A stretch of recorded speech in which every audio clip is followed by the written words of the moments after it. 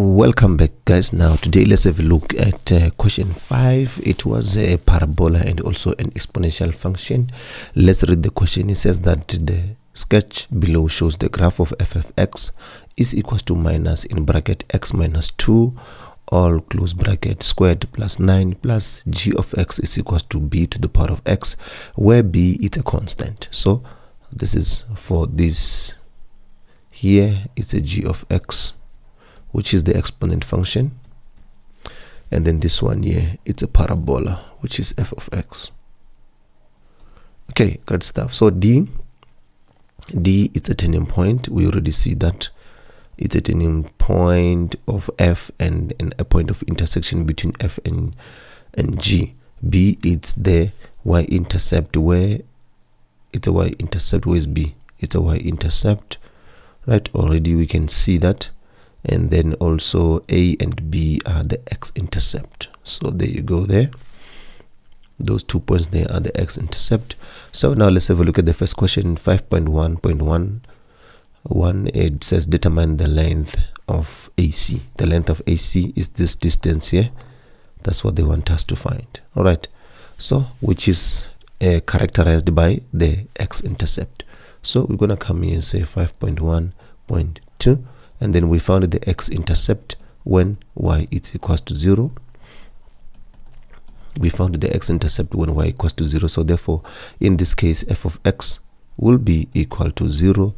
So therefore, once you have that is equals to 0, so it will be 0 is equal to negative x minus 2 all squared plus 9. Right, so what we can do, we can expand this and then do binomial, or we can solve it the other way around. All right, so in this case, let's just expand it to make life easy for ourselves. So it's going to be x minus 2 and then also in bracket x minus 2 plus 9 at the end. Okay, here we go again. Don't forget this negative here. We'll multiply with it at the end. X squared, x times x squared, x times negative 2, negative 2x, negative 2x times x, negative 2x. So we're going to have negative 4x, and then negative times negative plus, and then 2 times 2 is going to be equals to 4. Close bracket, because we still got a negative here. So therefore, we also have to multiply everything by this negative here, which is going to give us negative x squared plus 4x, negative 4 plus 9. All right, here we go. So therefore, now what we can do in this case, we can take everything to the other side here. What are we going to have? We're going to have x squared, okay, minus 4x. Okay, this one here would have given us what? Plus 5.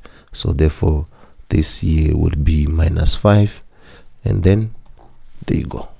So now we did to factorize for x here. This is a trinomial.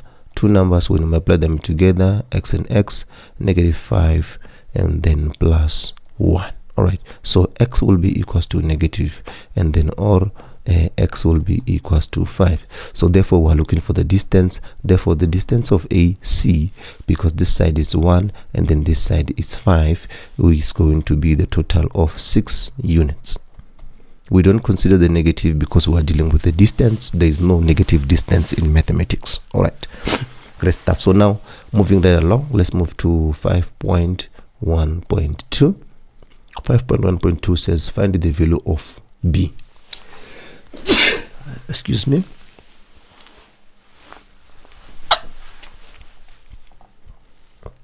We have got g of x here.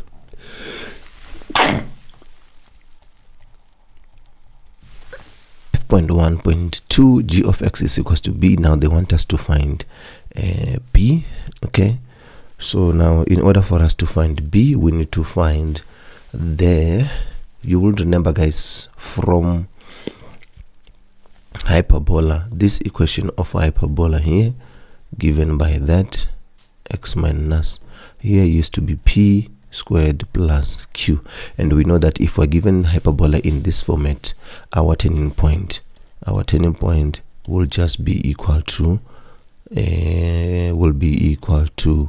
p and q. So in this instant, for this equation, this coordinate here would have to be 2, it's equal to 9. All right, so now we have got that, which is 2 is equals to 9, and also it is the point on this curve here of exponent. So therefore we can substitute x and y here, and then we find our b. All right, so y it's 9, and then b will be b, and then this will be 2 here. All right, so we know that here you can also express 9 as 3 squared is equal to b squared. Okay, the exponent are the same, so therefore you can also drop the exponent there, therefore the basis will be equal, which is 3. Or you could have just taken the square root, the answer will still be the same anyway. All right, and that's how you would deal with a question like this one. Now let's come to 5.1.3. 5.1.3 says determine the values of x for which g of x is greater than 9. All right, the values of x for which g of x is greater than 9, where g of x is greater than 9. So it's here, from here, which is 2, going there, this graph is greater than 9. So therefore you can simply just say x greater or equal to 2. All right, and that's how you would deal with a question like this one. So let's move on and do more questions. All right, moving right along. All right, 5.1.4, write down the equation of h if h of x is given by f of x plus 2 minus 9. All right, so in this case, guys, this is a transformation of the graph. On the x, where there's x, we added 2, and then on the constant we minus 9. So if you go to your original equation of f of x, let me write this one here.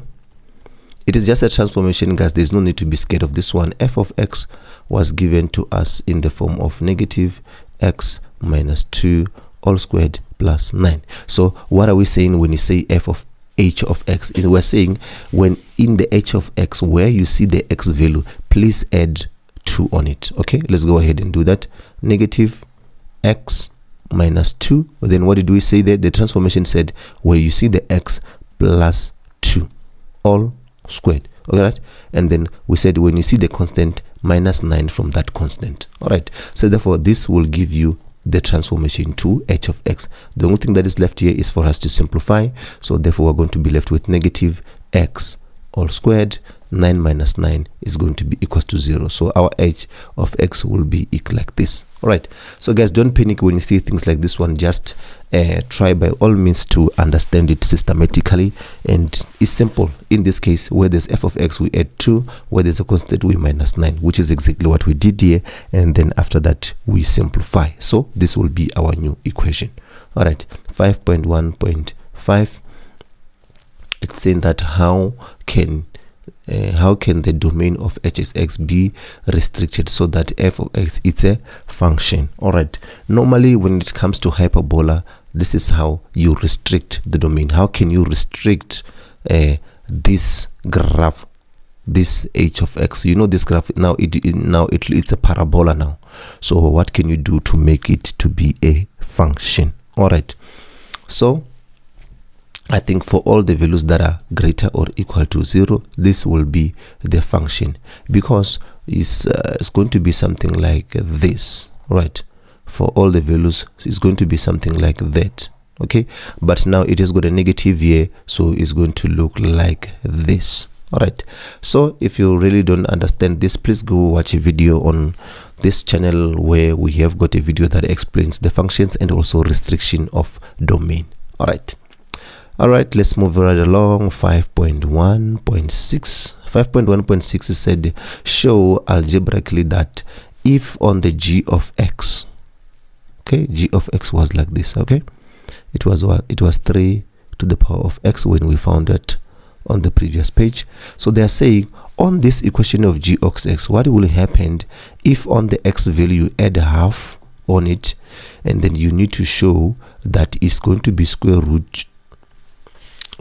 Sorry guys, it's going to be square root of 3. It's going to be square root of 3 and then times the function itself. All right, Okay, looks quite good. All right, so like we did here on the h of x, the only thing that you can do here, they're saying on where there's x, please add half. So what you're gonna do, you're gonna come here and say, okay, that's my graph there, g of x. Whenever I see g of x, I need to add half. Whenever I see, okay, there's 3x plus half. That's exactly what I did.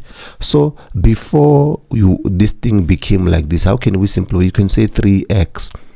It was like this, 3x to the power of half. Why? If the bases are the same, when you use exponent law, you add the exponent, right? So that's basically what you did. So therefore, this will be g of x. This will be a plus half. It's equals to g of x here, and then square root of 3, which is equal to this side here. Moving right along, let's move to 5.2. 5.2, you are given a function and a straight line there, and then they said if g of x, all right? Okay, if f of x times g of x are less than 0. Okay, so now what are they saying here? They're saying if you multiply the function of f of x and g of x, and then both of them, they're below the x-axis, they're below the x-axis. So it means for all values of x, when x is greater than 6, so it means is when x is greater than -6. So it means -6 is sitting here. Okay, and then when x it's less than that, it means -3 is there. And then when x is greater than 2, it means your 2 is sitting there. All right, please guys, if you don't understand this, how did I manage to put these values here, please go and watch a video on this channel where we did f of x times x, f of x over a g of x greater or equal to 0.